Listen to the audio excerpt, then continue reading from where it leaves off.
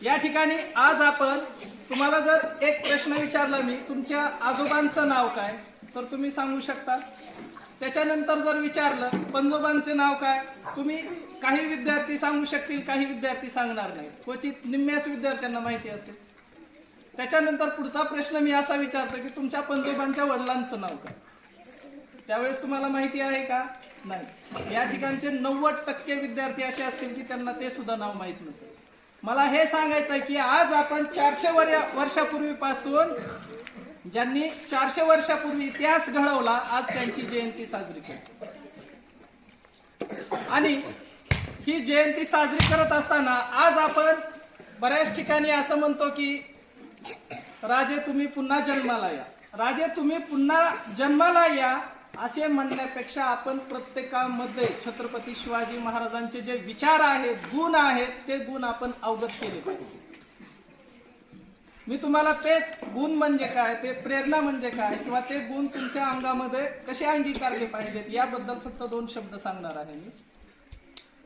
छत्रपती शिवाजी महाराज यांच्या माता म्हणजेच राजमाता माँसाहेब जिजाऊ यांनी राजे तर खूप जन्माला आले परंतु जे आपण छत्रपती शिवाजी महाराज आहेत यांचा जन्म झाल्यानंतर ते मूलतः म्हणजे सुरुवातीपासूनच राजे नव्हते।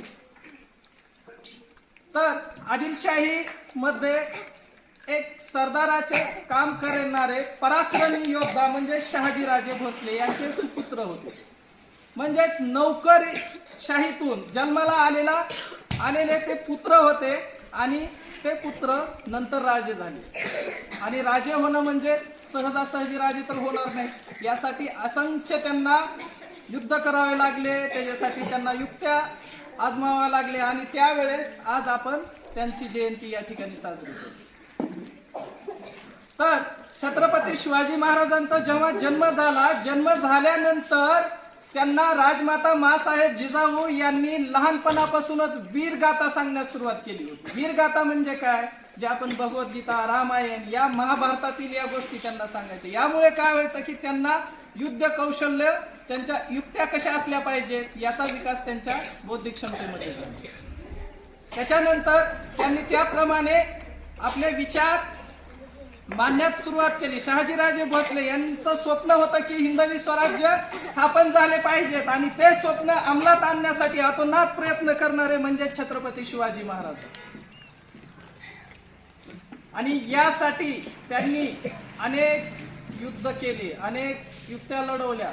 मग त्यांचे जे काही गुण प्रेरणा आपण आज पाहतो शिवराय म्हणजे काय एक शिवराय म्हणजेच एक प्रेरणा, शिवराय म्हणजेच एक विचार, शिवराय म्हणजेच एक चळवळ आणि शिवराय म्हणजेच एक प्रत्यक्षात जे अशक्य गोष्ट आहे ती गोष्ट शक्य करून दाखवण्याचे सामर्थ्य ज्यांच्यामध्ये आहे ते म्हणजे शिवराय। आज आपण या ठिकाणी पाहतो आज तुम्हाला जे काही शिवरायांचे त्यांचे विचार तुम्ही शिवाजी असलं पाहिजे म्हणजेच काय तर तुम्ही ज्या क्षेत्रामध्ये कार्य करत आहात त्या क्षेत्रामध्ये तुम्ही पारंगत असलं पाहिजे। तुमचं क्षेत्र कोणतं आहे हे महत्वाचं नाही परंतु तुम्ही ज्या क्षेत्रामध्ये कार्य करतात ना ते क्षेत्र तुमचं हे चांगलं असलं पाहिजे। चांगलं असणं म्हणण्यापेक्षा तुम्ही त्या क्षेत्रामध्ये स्वतःला ओतून दिलं पाहिजे। आज या ठिकाणी काही विद्यार्थी आपण पाहतो तुम्ही आपल्या शाळेतील विद्यार्थ्यांनी खूप छान अशा प्रकारे भाषणांचं सादरीकरण केलं म्हणजेच ते या ठिकाणी ते शिवाजी झाले। आज या ठिकाणी शिक्षक काम करतात ते मनातून प्रयत्न करतात ते म्हणजे शिवाजी झाले। कार्य कोणतं आहे हे महत्वाचं नाही परंतु तुम्ही जे कार्य एकनिष्ठतेने करतात ना ते कार्य तुम्ही मनातून करणे तेव्हा तुम्ही शिवाजी झाले। अशा विचारांची तुम्हाला गरज आहे। या ठिकाणी शिवाजी महाराजांचे विचार कसे होते तर सर्वप्रथम जर आपण पाहिलं तर त्यांच्या मनामध्ये स्त्रियांविषयी आदर होता, स्त्री सन्मान होता। पूर्वीच्या काळामध्ये स्त्रियांना हानी पोहोचवली जायची, त्यांचा अवमान केला जाई, वेगवेगळ्या घटना घडल्या जात असत। परंतु त्या जी काही स्त्रियांचा अवमान आहे सर्वप्रथम जेव्हा शिवाजी महाराजांनी एका स्त्रीच्या पायामध्ये बेड्या व हातामध्ये हात बांधलेले पाहिले त्यांनी, तेव्हा सर्वप्रथम त्यांनी त्या स्त्रीला मुक्त केले आणि त्यावेळेसपासून राजदरबारातील सर्वांना सांगून ठेवले त्यांनी की आजपासून या आपल्या राज्यामध्ये कोणत्याही स्त्रीचा अवमान न झाला पाहिजे. स्त्रियांचं छत्रपती शिवाजी महाराजांचं हे राज्य मर्यादित होते, परंतु त्यांनी पुण्यापर्यंत थांबले नाही, तर त्यांनी दक्षिण सर्व जो दक्षिण भाग होता तो दक्षिणेपर्यंत त्यांनी आपला काबा मिळवला. या दक्षिणेमध्ये एक येशू देसाई नावाचा व्यक्ती होता. त्यांनी बेलवाडी या बेळगाव जिल्ह्यातील बेलवाडी या ठिकाणी जेव्हा पूर्ण दक्षिणेवर त्यांचा ताबा झाला होता, कब्जा केला होता छत्रपती शिवाजी महाराजांनी, तेव्हा त्या ठिकाणी येशू देसाई यांनी त्यांना त्या एक भाग होता बेळगाव जिल्ह्यातील बेलवाडी या ठिकाणी, त्या भागावर त्यांना कब्जा करू दिला नव्हता. मग तेव्हा त्या ठिकाणी त्यांचं युद्ध झालं. युद्ध झाल्यानंतर त्या युद्धामध्ये त्यांचा पराभव झाला. पराभव झाल्यानंतर जे छत्रपती शिवाजी महाराजांचे मेहुणे होते त्यांनी त्या येशू देसाई यांची पत्नी म्हणजे मलम्मा, या मलम्माने 3000 स्त्रिया घेऊन जे आपले छत्रपती शिवाजी महाराजांचे मेहुणे आहेत यांच्या सखोजीराव गायकवाड यांच्या सोबत 27 दिवस त्यांनी युद्ध केलं होतं. पहा, मलम्मा नावाच्या स्त्रीने सखोजीराव गायकवाड यांच्या सोबत किती दिवस युद्ध केलं होतं? 27 दिवस युद्ध केलं होतं आणि ते पण एका स्त्रीने केलं होतं. त्यांनाही असा अवमान वाटला की मी एक पुरुष असून एक स्त्री मला 27 दिवस झालं तिच्यावर असं विजय मिळवू देत नाही.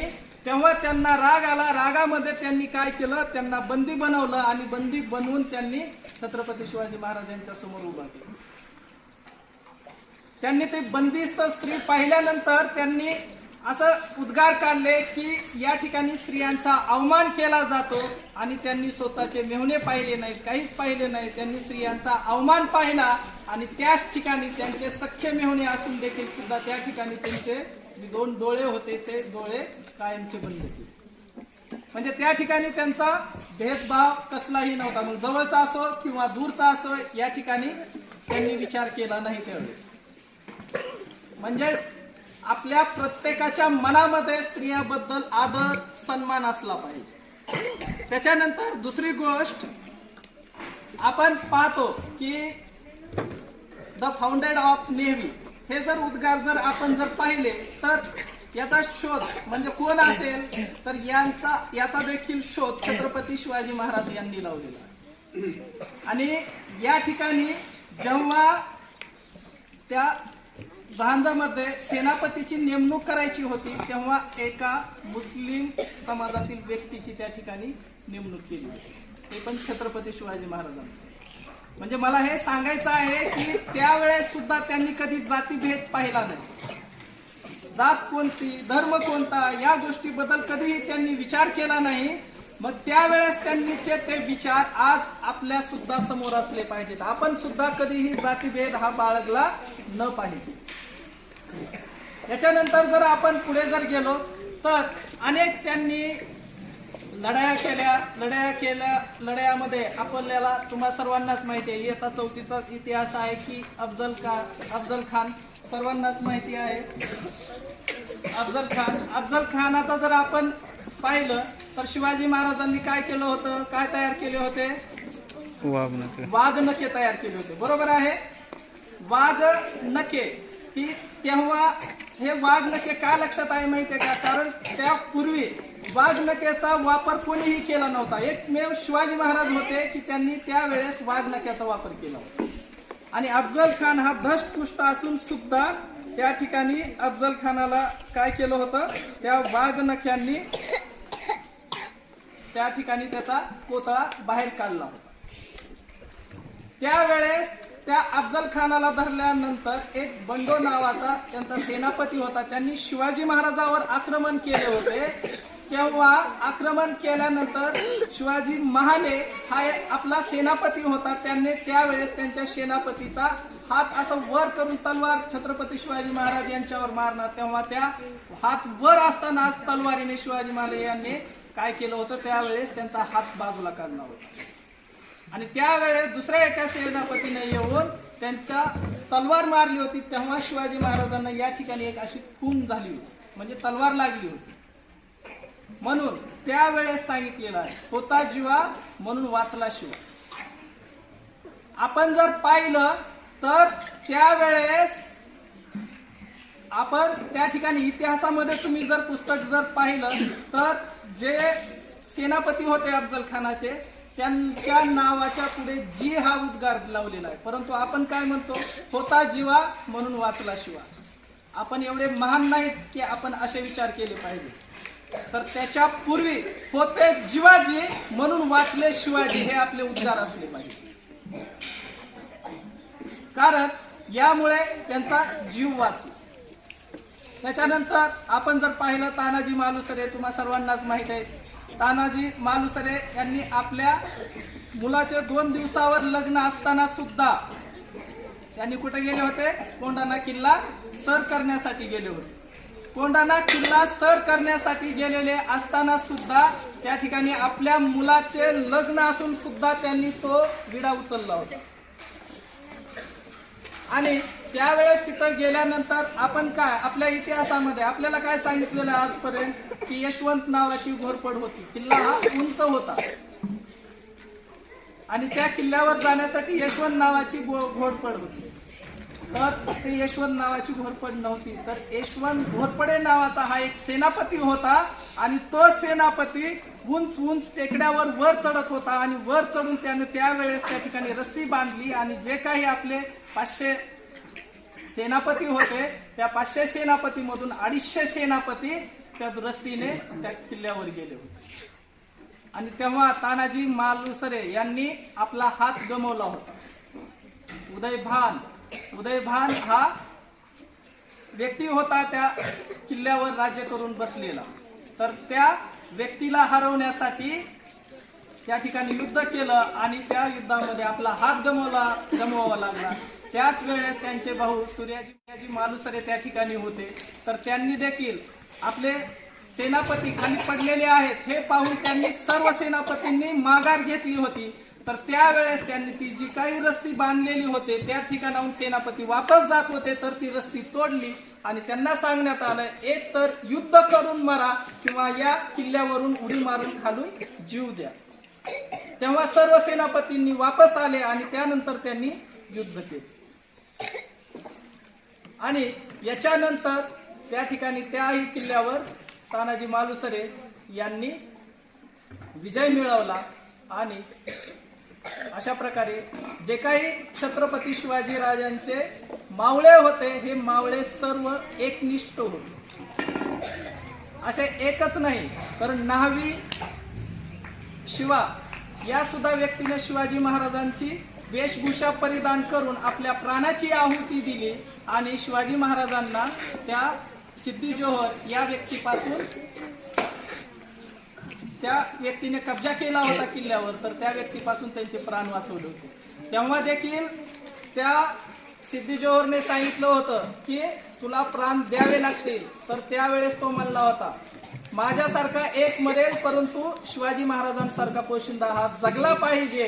हे त्यावेळेसचे उद्गार आहे. म्हणजे मला सांगायचं हे आहे की त्यांनी एक माणसं गोळा केली नव्हती, तर त्यांनी स्वराज्य निर्माण केलं होतं. आणि ते स्वराज्य त्यांच्या एकट्यापुरते मर्यादित नव्हते, तर प्रत्येकाच्या मनामध्ये त्यांनी स्वराज्याची स्थापना केली होती. तर त्याचप्रमाणे तुमच्याही सर्वांच्या मनामध्ये तुम्ही जे काही कार्य करतात त्या कार्याशी नेहमी एकनिष्ठ असलं पाहिजे. दुसरी गोष्ट, स्त्रियांचा आदर मान सन्मान केला पाहिजे आणि प्रत्येकाचे विचार तुम्ही हे तर्कशीलतेने तुमचे विचार जे आहेत हे नाविन्यपणाने उद्भवण्यास सुरुवात केली पाहिजे. अशा प्रकारे शिवाजी महाराजांचे जे काही गुण आहेत, विचार आहेत, मी आशा करतो की तुमच्या मनामध्ये नक्कीच अंगीकृत होतील.